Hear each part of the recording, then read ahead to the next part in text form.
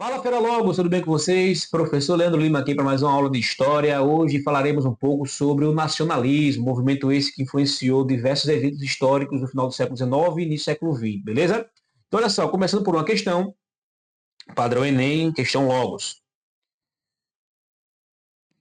O comando fala o seguinte: o movimento de unificação italiana esteve inserido no processo de. Sabemos então que está falando sobre o movimento de unificação da Itália, né? Ou seja, o período de formação do Estado italiano moderno, tá? Então, um trecho do texto de um discurso de Giuseppe Manzini, um dos líderes da formação dessa unificação. Então, aqui de cara sabemos logo que estamos falando dos movimentos nacionalistas, né? Então, ele diz o seguinte: a Itália não é apenas um termo geográfico, é a pátria comum de todos os italianos que deve deixar, que deve deixar de ser uma expressão no mapa para tornar-se uma nação unificada. A missão de nosso tempo é a construção dessa unidade. Ou seja, esse movimento de unificação da Itália esteve inserido no processo um processo de reação conservadora das monarquias contra os ideais iluministas, a monarquia contra o iluminismo. A gente sabe que há uma luta, né? Mas não trata desse contexto. Há uma luta entre iluminismo e monarquias, né? O absolutismo, mas aqui não fala desse contexto, então não. Fala-se da consolidação, está inserido na consolidações das repúblicas populares frente à repressão imperial. Também não falamos disso aqui, né, no texto. O texto fala de um movimento social popular, tá? É um fortalecimento dos valores absolutistas, muito menos, tá? Então, fala-se de quê? Da afirmação do nacionalismo como força política de unificação territorial. Olha só, porque não é a alternativa uma resistência camponesa contra domínios das elites industriais do norte. Nada a ver, né? Então, olha só, é uma questão que explora a habilidade, a competência 13, competência 3, habilidade 14, né? É uma questão que explora a competência 3, a habilidade 13, tá? Que a habilidade 13, dentre outras coisas, a gente sabe aqui que tem como a palavra-chave, né, o movimentos sociais que lutam de alguma forma, que lutam por mudanças. Então, olha só, o Giuseppe Manzini é um desses líderes que está conclamando as massas, né, o movimento social, para implementar as mudanças necessárias e formar assim um Estado nacional italiano, conforme fala aqui na habilidade 13, beleza? Então, olha só, vamos aqui analisar um pouquinho o conceito de nacionalismo, né? Olha só, nacionalismo é uma ideologia política, social e cultural que valoriza a exaltação, a identidade de uma nação, defendendo, então ela defendendo seus interesses culturais, históricos, simbólicos e tradicionais como elementos fundamentais para a construção da unidade e soberania nacional. Então, onde quer que exista, os movimentos nacionalistas vão se fundar nesses parâmetros. E ele pode manifestar-se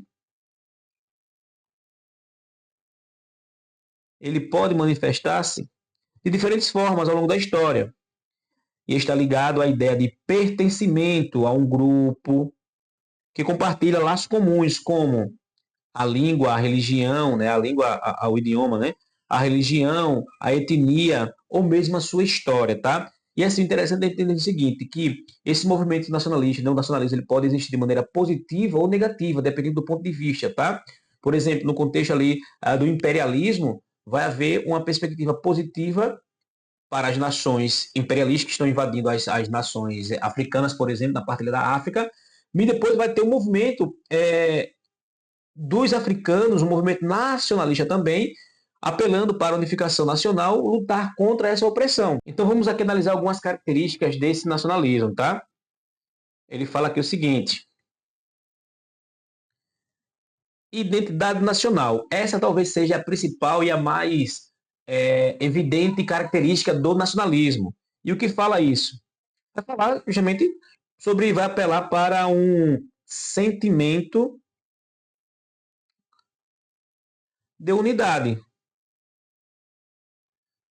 É o que vai mover essa identidade nacional, né? O sentimento de unidade nacional, obviamente. A próxima característica é a soberania e a autodeterminação, que vai falar somente da importância, né, de defender, defesa do direito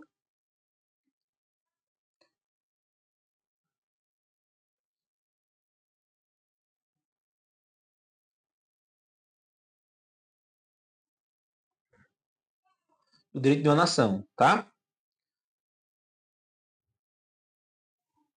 Ou o direito à autogestão, tá? É o direito que uma nação vai ter, né? O direito os direitos de uma nação, o direito de autogestão, beleza? Outra característica, valorização da cultura nacional, é importantíssimo, né? É o elo de ligação, de pertencimento. Então, esse apelo ao pertencimento precisa ter um elo de ligação, que normalmente se dá por esses aspectos culturais, tá? Nacional, como, por exemplo, visa justamente preservar e exaltar os costumes,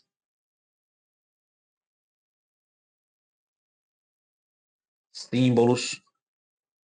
É daqui onde vem justamente surge, né, o patriotismo, a bandeira nacional, né? São símbolos do nacionalismo. E tradição, e algumas tradições de um povo.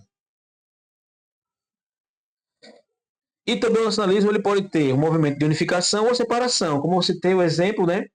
O movimento de unificação, por exemplo, na a formação da Alemanha, como foi a questão que abordamos agora, a Alemanha, como também a formação do Estado italiano, a Itália, são as chamadas unificações tardias, né? Mas também pode haver um movimento oposto, um movimento de independência. Independência, como ocorreu nas Américas,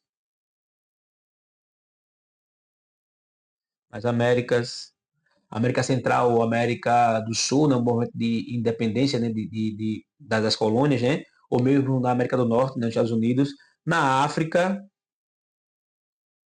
Ásia também, beleza? E alguns tipos de nacionalismo que existe. Se manifesta, o nacionalismo ele se manifesta de diversas formas, já podemos já visualizar. O nacionalismo liberal que vai exaltar justamente o Estado liberal, né, livre, né?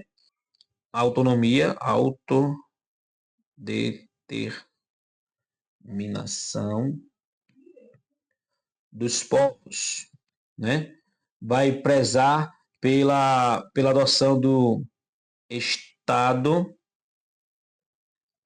Nacional Liberal. Os valores liberais, né, do neoliberalismo, né, a livre concorrência, autonomia, propriedade privada, certo? Há também o nacionalismo que se manifesta com o expansionismo ou imperialismo, que isso é muito característico, a gente entende muito bem, quem faz muito bem isso é os Estados Unidos, né?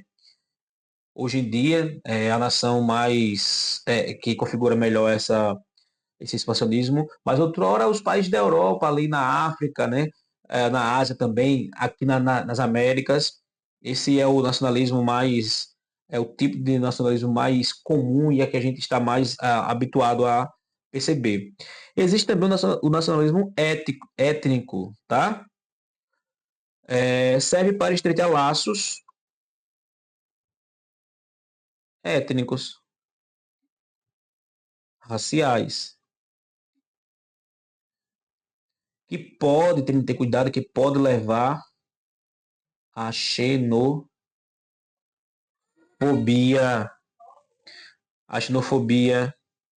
a exclusão, tá? Como, por exemplo, aconteceu o Brexit, né, na Inglaterra, há pouco tempo atrás, beleza? E o característico nacionalismo cívico, né? O apelo à cidadania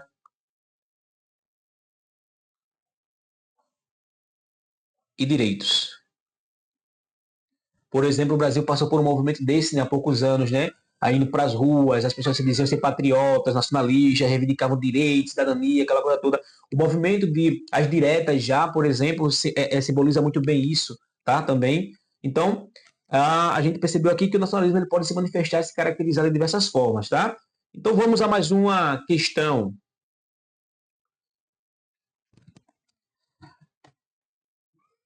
A partir da crítica de Hannah Arendt, o combate aos regimes totalitários no pós-Segunda Guerra Mundial resultou em avanços, ou seja, Hannah Arendt, né? Ela é uma referência dentro do Enem no combate justamente ao totalitarismo. Está até aqui, né? Origem do totalitarismo. Ela faz com a crítica, lembrando que ela era uma refugiada judia, né? Então aqui ela diz: o totalitarismo moderno difere essencialmente de outras formas de tirania pelo fato de que ele pretende dominar o interior do homem tanto quanto o exterior. Ele substitui todos os princípios morais pela exigência de absoluta lealdade a um movimento defendido ideologicamente e transforma todas as ações humanas em expressões de pertencimento à coletividade nacional, tá? Hannah Arendt, nesse trecho aí, fazendo uma crítica como ao modus operandi do nacionalismo, né, como ele age na mentalidade das nações. Então, a partir dessa crítica, o combate aos regimes totalitários no pós-Segunda Guerra Mundial resultou em avanços. Ou seja, o combate resultou em quê? No fim do controle estatal sobre os meios de comunicação? Não, né? Então não. Resultou na ampliação do voto censitário. O que é o voto censitário, gente, só para lembrar vocês, é o voto por renda, dinheiro, tá? Então nada a ver com isso também. Resultou no fortalecimento da doutrina autoritária. Não foi fortalecimento, foi um combate. Tá aqui. Houve um combate. Porque os regimes totalitários, uma característica deles ser, né, autoritário. Resultou na exclusão de minorias políticas da formulação de leis e políticas públicas. Ó, exclusão de minorias? Também não, né, gente? Então, resultou na adoção de legislações internacionais de proteção aos direitos humanos. Estamos falando qual foi essa legislação internacional? Declaração Universal de Direitos Humanos. Estamos falando dela. Então, aqui nos referimos à habilidade 12 da competência 3. E lembramos o que é que fala a habilidade 12? Fala sobre como a justiça age, como a justiça age para garantir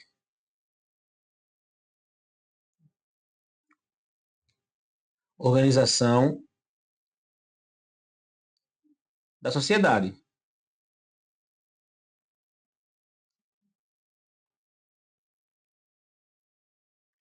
Da sociedade, beleza?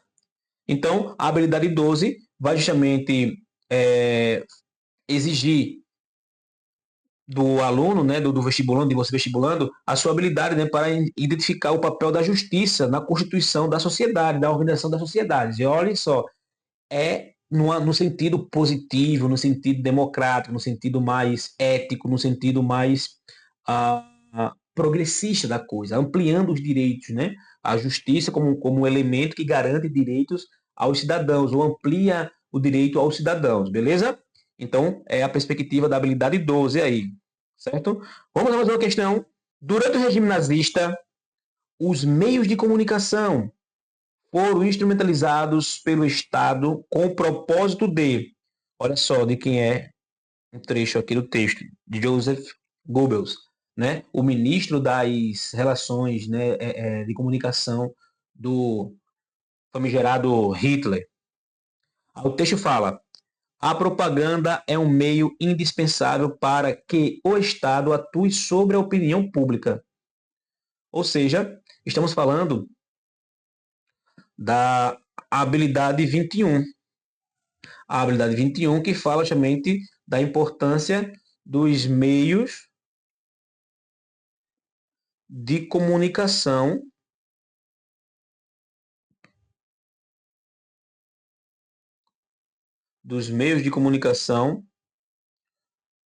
na vida social.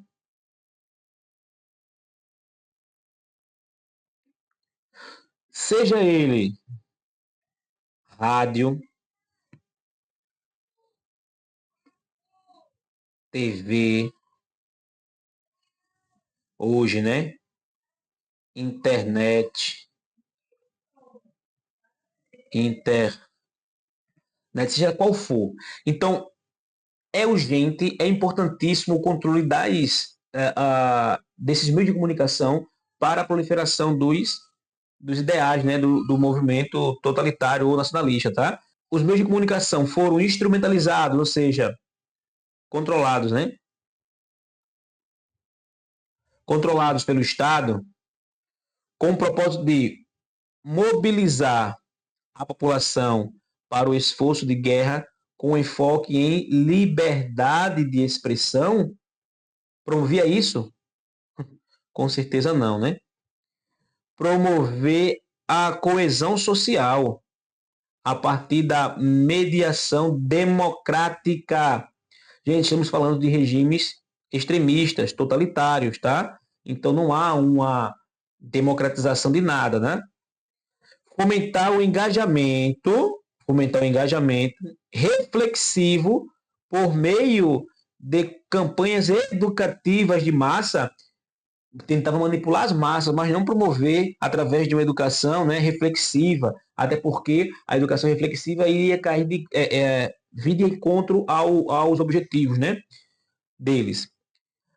Ou desejaria consolidar a esfera pública com base em narrativas plurais e inclusivas? Também não, tá? Então, suprimir as dissidências políticas por meio da homogeneização ideológica, ou seja, em outras palavras, os meios de comunicação foram instrumentalizados para manipular, para controlar a opinião pública, eliminando qualquer fagulha de oposição, né, de dissidência, né? Então, sempre ela era exaltado a ideologia dos dominantes, né? Isso aconteceu na Alemanha, isso aconteceu no Brasil com Vargas, né? O DIP é um maior exemplo disso. Então, é como a sociedade pode ser manipulada pelos meios de comunicação em regimes autoritários. E vimos essa atualização recentemente, né, com o uso dos algoritmos nas redes sociais, como eles podem ser instrumentalizados também em favor de certos grupos políticos que têm um caráter também extremista, tá? Então é importante você ter essa perspectiva nesse movimento nacionalista, tá? Então o nacionalismo ele age de maneira diferente, em perspectiva diferente, dependendo justamente dos interesses dos grupos que estão ali envolvidos, beleza? Então é isso, gente. Fica aqui mais algumas questões para vocês praticarem, tá? Deixei aqui nesse material mais algumas questões para vocês praticarem. Bom, então assim, gente, a gente se vê com essas questões na aula de aprofundamento, na aula de dúvidas, né? Então, até mais, até a próxima aula.